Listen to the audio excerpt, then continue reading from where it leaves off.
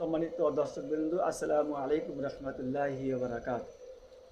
সূরা কাফিরুনের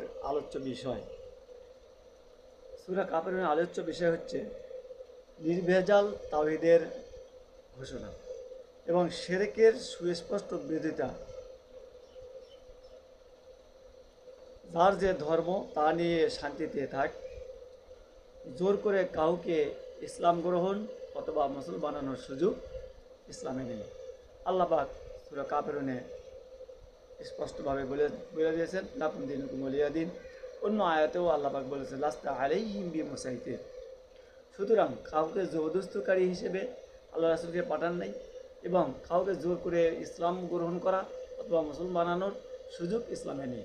যার যা ধর্ম তাই সে পালন করবে, যাই যেটা করবে তার খেসারত পাবে, তার ফলাফল সে ভোগ করবে। আশা করি বুঝতে পেরেছে।